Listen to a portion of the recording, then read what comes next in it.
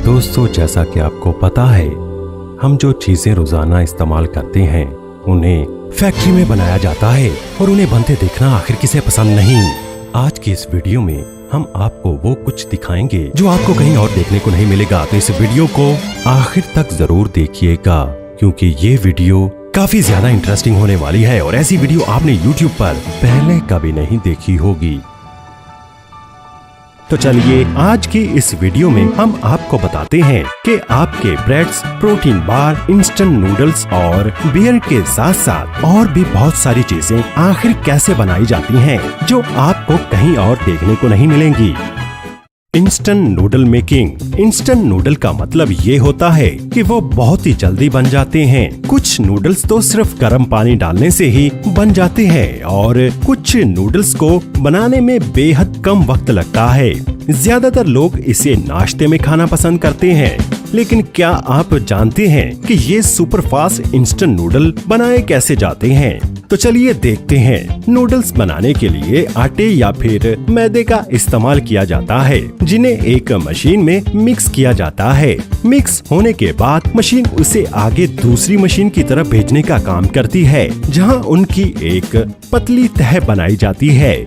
उस तह को कन्वेयर बेल्ट की मदद से आगे ले जाया जाता है, जहां एक मशीन उसे नूडल की शक्ल देने का काम करती है। नूडल बनकर बाहर आने के बाद उन्हें ओवन से गुजारा जाता है। ओवन से बाहर आने के बाद उन्हें एक जैसे साइज में काटा जाता है। कट किए हुए नूडल्स को आगे कप में भी भरा जाता है और फिर कप को कन्वेयर बेल्ट से आगे ले जाया जाता है, जहां उनमें नूडल मसाले का एक पैकेट ऐड किया जाता है और कप को पैकेजिंग के लिए भेजा जाता है, जहां कप को प्लास्टिक से रैप किया जाता है और इसी तरह ये इंस्टेंट नूडल बनकर तैयार हो जाते हैं, जिनमें गर्म पानी ऐड करते ही ये खाने के लिए तैयार हो जाते हैं। Tofu making process. टोफू एक पनीर जैसी दिखने वाली चीज है जिससे सोया मिल्क से बनाया जाता है। तो देखते हैं कि ये कैसे बनता है। इसे बनाने के लिए जरूरत पड़ती है सोयाबीन की। सबसे पहले सोयाबीन को भिगोते हैं, उसके बाद उन्हें पकाया जाता है। अच्छी तरह से पकने के बाद उन्हें ग्राइंड करते हैं और उसका लिक्विड मिक्सचर तैयार किया जाता है, जिसमें से सोया मिल्क और उसके अर्क को अलग किया जाता है। फिर सोया मिल्क में काऊ मिल्क को मिलाया जाता है ताकि प्रोटीन की मिकदार बढ़ जाए।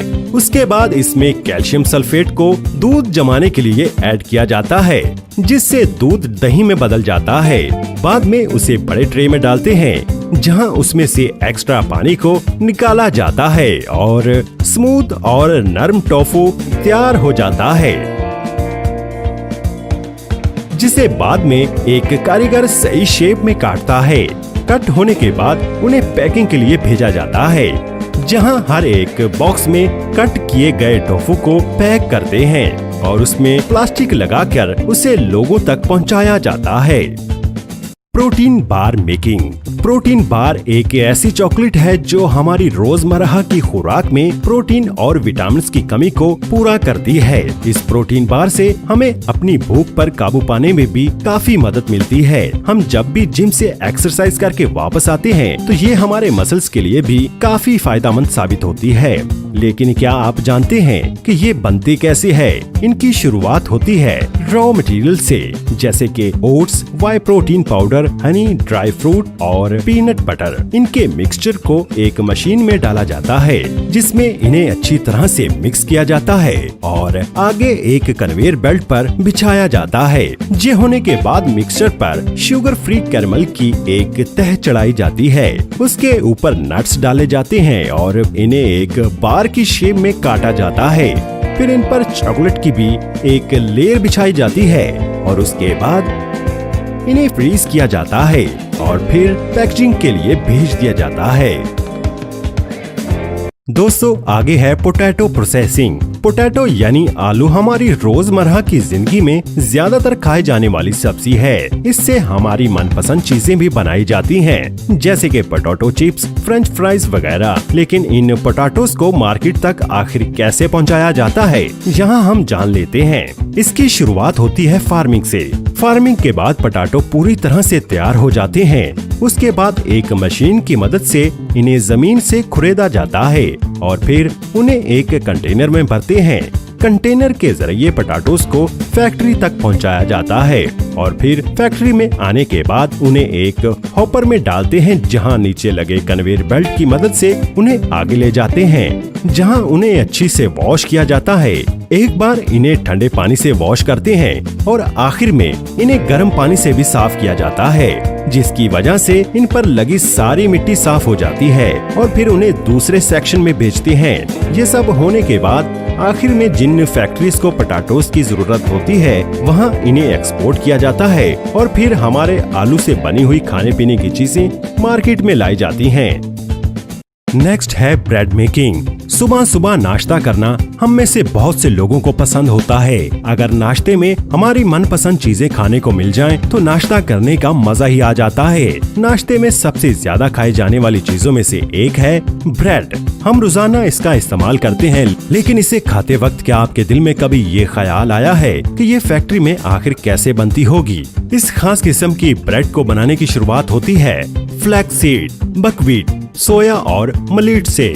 इन सब इंग्रेडिएंट्स को एक मिक्सिंग मशीन में डाला जाता है और फिर इनका आटे की तरह का एक मिक्सर तैयार किया जाता है। बने हुए मिक्सचर को 3 घंटों तक फूलने के लिए रखा जाता है।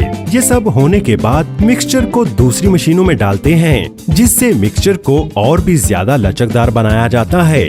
इसे तकरीबन 8 मिनट तक मशीन में घुमाया जाता है, जिसके बाद मिक्सचर को दूसरी स्लाइडिंग मशीन में डाला जाता है, जहां पे मशीन आटे के छोटे छोटे पीस करने का काम करती है। फिर इन्हें कन्वेयर बेल्ट की मदद से आगे ले जाया जाता है। वहां आगे इन्हें मोड़कर बेकिंग मोल्ड्स में डाला जाता है। फिर इन्हें 20 मिनट की बेकिंग के लिए ओवन में भेजा जाता है। बेक होने के बाद इनके ऊपर गोल्डन कलर की लेयर बन जाती है, जिससे ये जाहिर होता है कि ब्रेड्स पूरी तरह से बेक हो चुकी हैं। आगे एक वैक्यूम के जरिए ब्रेड्स को मोल्ड से अलग किया जाता है और फिर बाद में उन्हें कन्वेयर बेल्ट की मदद से आगे भेजते हैं, जहां ब्रेड्स को सही शेप में काटा जाता है। कट किए हुए ब्रेड को एक मशीन की मदद से प्लास्टिक में पैक किया जाता है और इस तरह से हमारी मनपसंद ब्रेड तैयार हो जाती है। लास्ट में आता है बियर मेकिंग। बियर बनाने की शुरुआत होती है माल्ट से। सबसे पहले माल्ट को खेतों से फैक्ट्री में लाया जाता है। उसके बाद इन्हें ग्राइंड करते हैं और आगे दूसरी मशीनों में भेजते हैं। आगे एक मशीन में इसे गर्म पानी के साथ अच्छे से मिलाया जाता है। इस अमल में माल्ट स्टार्च से शुगर अलग होना शुरू हो जाती है। उसके बाद लिक्विड शुगर और माल्ट के वेस्ट को अलग किया जाता है और फिर दूसरी मशीन में शुगर लिक्विड को भेजते हैं और उसे बॉईल करते हैं।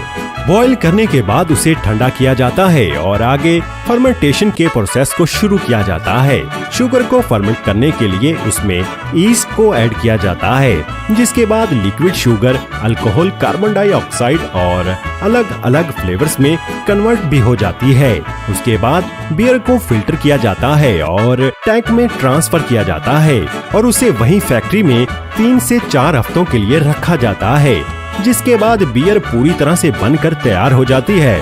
फिर उसे एक एक करके बियर की बोतल्स में भरा जाता है और फिर उन्हें बाजार में भेज दिया जाता है। आज की वीडियो में आपको कौन सी चीज बनाने का तरीका सबसे ज्यादा इंटरेस्टिंग लगा, वो हमें नीचे कमेंट बॉक्स में जरूर बताइएगा। और इस वीडियो को बनाने में काफी ज्यादा मेहनत लगी है, हो सके तो एक लाइक जरूर कर दीजिएगा और इस वीडियो को शेयर करके अगर आपने अभी तक हमारे चैनल दूरबीनी को सब्सक्राइब नहीं किया तो सब्सक्राइब जरूर कीजिएगा।